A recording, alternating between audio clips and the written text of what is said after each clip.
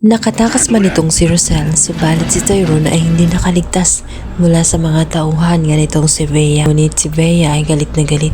Hindi siya natutuwa na si Tyrone ang nadakip ng kanyang mga tauhang pulpul. Ang gusto kasi niyang mangyari ay si Rosel ang masasaktan dahil dito siya may malalim na galit at hindi nga niya ito mapapalagpas. Subalit wala na siyang magagawa.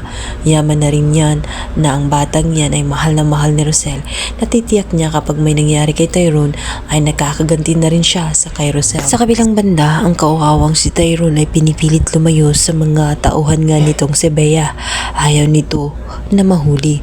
Gusto nitong makatakas dahil ayaw niyang biguin si Madam Jacinta. Lalong-lalo na at nakapangako siya na gagawin niya ang lahat para umunlad ang mga negosyong iniwan ni Madam Jacinta. Ngayon kung may mangyari sa kanyang masama, maaring mabibigo siya. Kahit anong gawing pagtakbo ni Tyrone ay malalakas ang mga tauhan nga ni Bea at mga malalaking mama.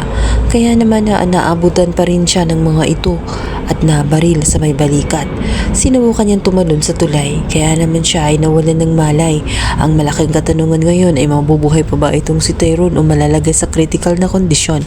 Ito na nga kaya ang pagkakataon kung saan itong si Chris ay mapipilitan na mag-volunteer na magsali ng dugo at mag-donate sa kanyang totoong anak na si Tyrone. Lalong-lalo na at umaasa pa naman itong si Chris na mangyari na ang kanyang gusto kung saan kilalanin nga siya nitong si Tyrone. Lalong-lalo na at nakita niya na sabik ito sa pagkalinga ng isang ama. Ang plano pa naman nitong si Chris na sana ay ililihim na lang muna para nang sa ganun ay hindi malaman ni Bea. Ngunit talagang wala ng dahilan. Lalong-lalo na if malalaman na nga nitong si Chris na walang ibang may gawa noon sa kanyang sariling anak kundi ito nga si Bea na may malademonyo ang pag-uugali.